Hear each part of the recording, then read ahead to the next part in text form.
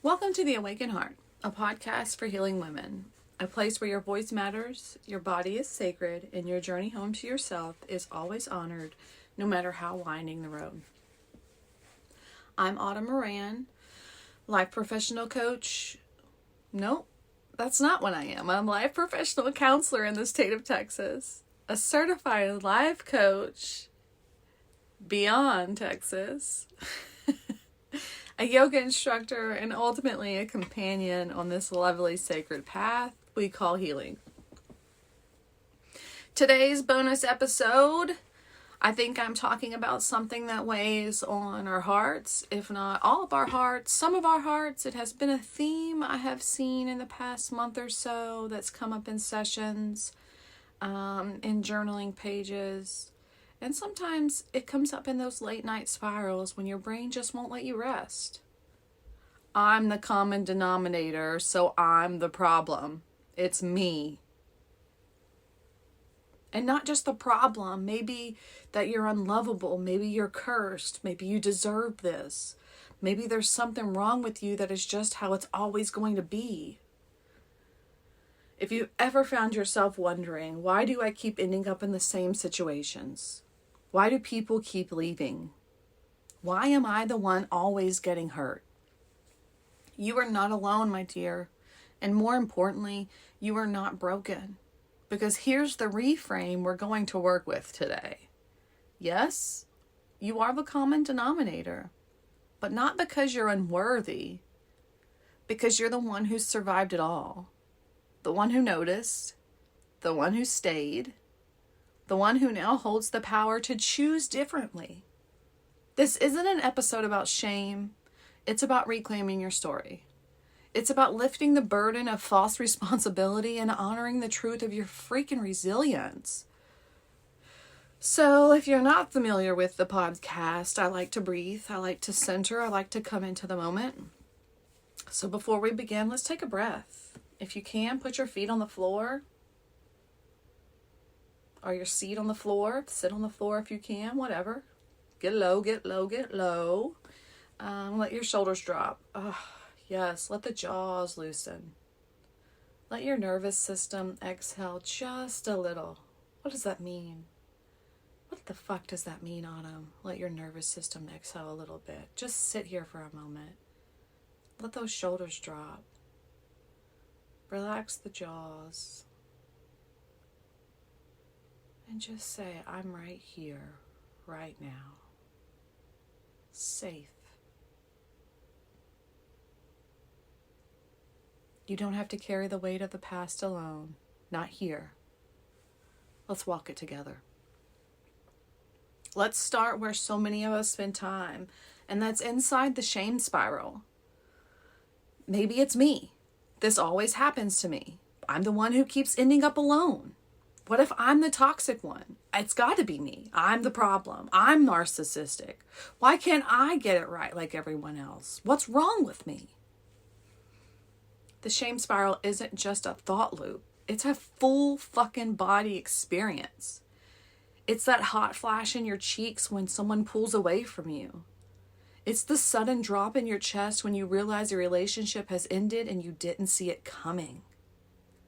It's the mental movie reel of everything you think you said wrong, replaying over and over until you feel too tired to move. For neurodivergent and trauma-experienced women, the spiral often begins with pattern recognition, spotting that things keep happening to us, and ends with self-blame. It must be something I did, something I am. It's got to be me. But that's trauma logic. That's not truth. Your nervous system was wired for survival. You may have fawned to avoid abandonment. You may have over-explained to earn safety. Or you may have stayed silent to stay safe. Those weren't failures. Those were strategies to survive in a world that was not the most hospitable. Imagine this. You notice the spiral beginning. Maybe it's after a hard conversation, after a long day, after being ghosted, or even after a conflict that has left you feeling dysregulated. You feel that familiar urge to collapse inward, to over-apologize, to isolate, or to spiral in self-blame. But here's some things you can do instead. Interrupt the thought loop with truth-based language. Instead of saying, I ruin everything, take a beat, take a pause, and say, I'm noticing a spiral starting. I'm feeling something a little tender. That doesn't make me wrong. I deserve care even when I'm hurting. This is a pattern interrupt. It doesn't have to feel convincing. It just has to break the cycle long enough for your body to take a breath, to be like, "Oof, I'm in a spiral. Where am I in reality?" And then drop into the body gently, right? When the spiral starts, place your hand on your belly, on your chest, or both. Anchor into sensation. Feel the breath rising and falling. Wiggle your toes. Feel them in between. What's in between? Feel the socks, feel the shoes, feel the earth, whatever it may be. And say something aloud to yourself to come into the present moment. I am here. This is now. I'm not in danger, even if it feels like it. This simple recognition helps regulate your nervous system without forcing calm. You're co-regulating with yourself, essentially. And then I want you to validate the younger part of you. Every shame spiral has a voice from the past. Maybe it's the voice of a caregiver who always blamed you. Maybe it's the feeling of being too much, too emotional, too needy. So validate that younger part of you. Be the mature, loving, supportive adult that you needed and that you need now. Say something like, that voice is old. I'm no longer that child. I can respond differently now. I get to respond differently now. When we shift from shame to curiosity, we access healing. So when we start to get curious, the younger part of me had to do this. This is my old voice to stay safe. But my new voice is teaching me to respond, that I get to respond differently. I've said this in other episodes, and this is a useful one, but ride the emotion without drowning in it. Ride the wave, surf the urge. As DBT says, the feelings aren't permanent. Emotions are temporary. So you can say something like, this feeling isn't permanent. It makes sense that I'm hurt. I'm allowed to feel this without making it mean I'm bad. Let the wave crest. You don't need to fix it in the moment. You just need to not abandon yourself in the middle of it. Do not make a permanent decision based on a temporary emotion. High emotions are temporary. They're riding high. They're going to come down. Let it come down. See where you feel. And reconnect with your values. Shame wants to collapse you into what you fear you are. But you get to remember who you're becoming. Ask yourself, what would the healed version of me say to me right now? What is your highest version of you saying to you right now? Close your eyes if you can, if it's safe. Take a moment at some point in the day to just sit with yourself. To imagine the highest healed version of you. The most romanticized, successful, angelic, spiritual, enlightened, full of wisdom you. What would that healed version of you say to you right now? And what kind of friend are you to yourself in this moment? When you're in these situations that seem repetitive, when you meet the people that seem the same, when you find yourself doing the same old, ask yourself, what kind of friend am I being to myself in this moment? Are you being an echo chamber friend where you're just thinking it, feeling it, and doing it and just going along with it and not discussing it or having a back and forth with yourself? Are you shutting it all down before it even starts, not even giving yourself a chance because back in the day you couldn't or yesterday you couldn't? Whatever that looks like. What kind of friend are you being? Are you being supportive, loving, encouraging, kind?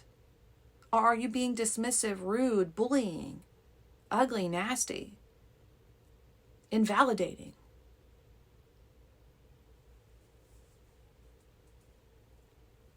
You don't need to jump for joy or gratitude and just be gratitude, gratitude, gratitude. Just choose the smallest next self-honoring act. What would a kind friend do in this moment? What would a healed version of me do right now? You can text a trusted friend, step outside for a deep breath, set a timer for 10 minutes and walk away from your phone, your computer, your TV. Just have no input. Or please let yourself cry without fixing it. Oh man, the weight on my shoulders, the heaviness I feel for individuals that don't allow themselves to cry because they've been taught otherwise. They've been taught that it's a bad thing, that it's weakness. It's science, my dears. It is simply saying, hey, you are overloaded. I've got to relieve the pressure or more shit's going to go down. So if there are tears, let them fucking come. It is science. It has nothing to do with weakness or manhood or womanhood or courage. Like, it is science. You are overwhelmed. Let the valves relieve the pressure. And then take some time and see what in the hell is causing that pressure. And don't let it do that anymore. Create some boundaries. Change some things. Remove some people. Accommodate. Support the shit out of yourself. This is a way of saying I still belong to myself, even here.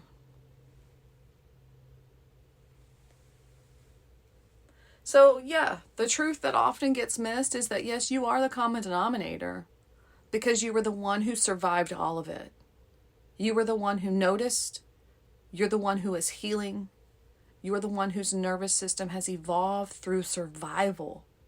And now you're the one who's asking, what if there's another way? Being the common denominator doesn't make us bad. It makes us brilliantly self-aware. It means we have gathered data. It means we can see patterns other people are stuck in. And it means that we are brave enough to name what hurts. And let's be honest, sometimes people are uncomfortable with your pattern recognition because they're not ready to look at their role. A lot of the times, being a literal, neurodivergent, justice-seeking woman, sometimes I hold up a mirror that people are not ready to see. I mean, even in work, I hold up a mirror. I try my best to never become an echo chamber, but to always be a soundboard of healthiness and support. And sometimes when I open up and hold that mirror, it doesn't get taken well. Because sometimes people are not ready to look at their roles, but that's not our job. That's not our responsibility. You know? Because then what happens? We absorb guilt. We become the scapegoat. So what if being the common denominator is not about being shameful, not about the one holding the guilt or being the scapegoat, but about being powerful? What about if you're the one who noticed? You spotted the pattern. That means you have insight. Some people live their entire lives repeating toxic cycles and never pause to ask why. The fact that you're reflecting, asking hard questions, looking inward is a radical act of awareness. If you're the common denominator, it means you have the power to try something different next time. And even if it's messy or imperfect, which it will be because that's how we learn, you're not stuck anymore. You're not in the dark. You're making new choices from consciousness, not autopilot. Maybe you learned codependency from your parents. Maybe silence kept you safe as a kid. Maybe your nervous system led you into patterns of fawning or people-pleasing. None of that is your fault. But recognizing it now, that's what creates legacy-level healing for you and everyone who comes after you. Self-awareness here is key. Self-awareness, period, is key. I mean, G.I. Joe had it. Knowing is half the battle. Once you're aware, you can pivot. You can make action steps. You can plan. You're evolving. You're the one evolving. The people who hurt you might not have changed. The people who misunderstood you might still be stuck. But you're doing the work, my dear. You're grieving. You're growing. You're holding your past self with compassion and imagining a new future. That is fucking sacred. It's beautiful. And you're the one who can change again. You can choose again. You're not repeating the same story unconsciously. You're rewriting it. That's not weakness. It's wisdom. You're taking all the mistakes you've made from the past and making new rules for the future based on your experiences. It takes so much strength to stand at the center of your own life and say, I'm ready for something better. And I believe I'm allowed to have it. So yes, you're the common denominator, but don't confuse that with being the cause. You're the constant because you're the one still here. And that means you're the one who holds the pen now. You are the author. You are the pivot point. You are the power. So let's slow down for a second and take a closer look at what we've been told. Because when you grow up in trauma, in survival mode, or in systems that gaslight and silence you, you start to believe things about yourself that were never true, especially when it comes to patterns. So let's gently pull some of these myths out into the light. Myth numero uno. If this keeps happening to me, I must be attracting it. I mean, the truth is you're not attracting it. You're not attracting pain. What's happening is your nervous system, your body's inner compass, has been shaped by familiarity, not freedom. If you grew up walking on eggshells, feeling invisible, or being praised for self-sacrifice, then environments that repeat those patterns will feel deceptively comfortable. Not safe, but familiar. And if you were never modeled boundaries, then recognizing a red flag may not come with clarity. It might come with confusion or even attraction. That's not brokenness, that's programming. And programming can be gently rewritten with self-trust, practice, and a deep return to your body. Your nervous system will always choose familiar chaos before it will choose unfamiliar comfort. So if you're in your singlehood, in your dating world, or just in relationships, period, and you're like, here we are again. It's not that you're attracting that dude, that gal, that person. It's that your nervous system saw a pattern and said, I'm familiar with that. It may not be the safest, but I'm familiar. And if I have a bit of codependency going, then I really know how to work with that. So to undo this myth, the truth to this is learn red flags, learn green flags, learn attachment styles, learn communication skills, learn boundaries, learn self-confidence, learn self-worth, inner talk, inner childhood. Like, these are things you need to do while you're dating, while you're out in the world, while you're taken, all the time. These should be priorities, not just romantic relationships. Myth number dos. If I'm the common factor, I must be the toxic one. The truth. You're not toxic. You're tender, my dear. And your tenderness adapted into hypervigilance, people-pleasing, emotional suppression, and over-responsibility. These were protective tools, not personality flaws. Often, the people who get labeled too much or too hard to love are the ones who feel everything, notice everything, and try to hold it all together. Your pain isn't evidence of toxicity. It's a map of unmet needs. And guess what?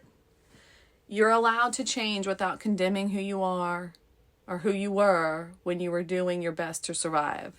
Again, you can change your mind, your way of living, anything you want at any given time. Myth number trace. If people keep hurting me, it must be because I'm doing something wrong. The truth is, being hurt repeatedly isn't a reflection of your worth. It often reflects that your needs, your emotional, your physical, and your relational needs have never been met with consistency or respect. And in that void, you may have learned to silence yourself instead of risk abandonment. You may have chosen harmony over honesty. You may have over-explained instead of just saying no. That doesn't mean you're defective. It means you've learned to contort yourself to survive. But now, you're waking up to a new truth. You don't have to earn safety. You deserve it by being human, just because you exist. Myth number 4. I can't trust myself because I keep ending up in the same patterns. The truth is, you can trust yourself. You just haven't had many models for what trust even looks like. So trust is built in micro moments. When you say, I don't like that, and stand by it. When you pause before people pleasing and check in with your body. When you honor your no without apology. When you come back to your breath, your feet, your present moment. These little shifts rebuild the bridge between you and you. That's the kind of trust that shifts entire patterns, not overnight, but in steady sacred layers. Last myth, myth number 5. If I was really healing, I wouldn't feel this much. You're always going to feel. I mean, if you're a neurodivergent, if you're a woman, if you've experienced trauma, if you live and breathe, you're going to have emotions. You're going to feel much. Feeling more doesn't mean you're going backwards. It means your body finally feels safe enough to process what you used to suppress. That ache in your chest, that anger rising when you set a boundary, that grief that catches you off guard when someone doesn't show up for you. It's all part of the thaw. You're not falling apart. You're unfrozen, and that is healing. You are not the villain. You're not the villain of your own life. You are the one who noticed, who stayed, the one who's currently shifting. That's not your shame story. This is your healing arc. Let's bring this home. Not with a fix, but with an honoring. Because you are not broken because you've lived through patterns. You are wise because you notice them. You are powerful because you're shifting your patterns. Sometimes healing looks like deep therapy work. Sometimes it looks like unfollowing people who drain you. Our dear Lord, mute their asses for a month, because I know some platforms let you mute them. Not texting first this time. It's a little bit of the let them theory, right? Like, see if they reach out. Because the last 500 times I reached out to Mary. And she was kind of cold in reception. So let's see. Saying, I actually didn't like how that felt. I mean, really. Hey, that made me feel uncomfortable. That joke really made me feel uncomfortable. When you push me or put your hand on my back, I don't like how that felt. You can let a message go unanswered. You don't have to respond with urgency. You don't have to be available. You don't have to be the Johnny on the spot. You don't have to answer it. Leaving a dish in the sink because rest is more important. Oof. Can you rest without guilt? Do you have to perform that rest by finishing the dishes? Trade it out. Get your rest. See if you can rest without guilt. Because rest is necessary because you're a breathing being. And changing your mind without guilt. Yes, please. We can change our minds at any given time. Let the guilt go. If you're not hurting yourself, if you're not hurting others, it's not yours to have. Let the guilt go and change your mind. This is the embodied work of becoming your own safe space. You don't need a 10-step plan. You need space. You need permission. You need your own gaze softened with compassion. So here's some ways of thinking about it. Some thought prompts, will you? Food for thought. What if you weren't too much, but simply too aware for a world that told you to stay small? I.e., they weren't ready for your beauty. They weren't ready for your light. What if your repetition of pain wasn't because you wanted it, but because it was all your nervous system had been taught to expect? It's all you knew. It's the only lingo you had. What I'm essentially asking you is to speak a new language, English 2.0. You're in English 1.0. What if the very patterns you're trying to break are evidence that you kept showing up even when you didn't have the tools yet, right? Like, it's evident, like you knew something was off, but you keep getting here, like everything's great, but it keeps coming back to this, like this is off. Where do I need to pivot? Where do I need to seek advice, wisdom, action steps? And what if your sensitivity isn't a flaw, but a signal that your body knows how to feel and is asking to be honored, not silenced? There's no such thing as being too sensitive. How glorious that you are attuned to people, places, and things and beings to feel so much. And the people that need to feel shame or guilt are the ones that take advantage of that, or the ones that see that as negative. It's culturally backwards. You are a blessing in this world to be a sensitive being.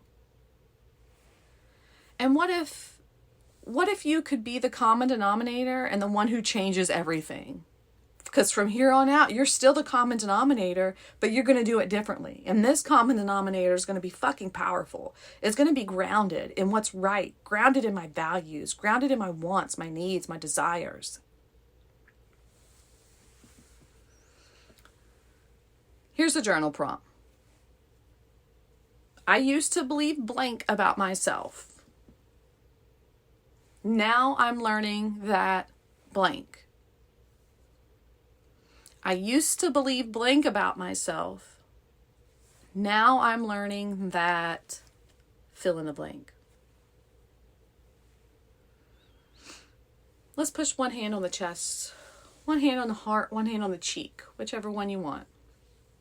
Take a nice deep breath. And then say to yourself out loud or silently, whatever feels good to you, I'm not the problem. I'm the one who's lived it. I'm the one who's healing it. And I'm allowed to take up space here. I'm not the problem. I'm the one who's lived it. I'm the one who's healing it. And I'm allowed to take up space here. You're not behind. You're not failing. You're simply unfurling like the beautiful lotus flower. Thank you so much for being here with me today. If anything came up for you, a memory, a truth, or even a question, I'd love to hear about it and message me in the show notes. If you're listening and you're thinking, hey, I wish I could talk about this. I wish I could go deeper. I want you to know that's exactly what I do. I offer private, individual, virtual sessions via therapy if you're in the state of Texas, and via life coaching if you're outside the state or abroad. Whether you're healing trauma, navigating a big life shift, or just ready to come home to yourself, my dear, I hold space for women just like you every week, and I would love to help you as well. If that's something you're curious about, you can fill out a consultation request via my Linktree, along with a badass Spotify playlist made for women for healing and more resources just for your body, your heart, and your mind. Please remember, you are never too much, never too late, and never too far gone. And you don't have to figure it out all alone. I'll be here each week helping you along the way. Until next time, May you be happy and free. May mine and your healing ripple outward to bless the world with happiness and freedom. Take care of you, and I'll see you soon.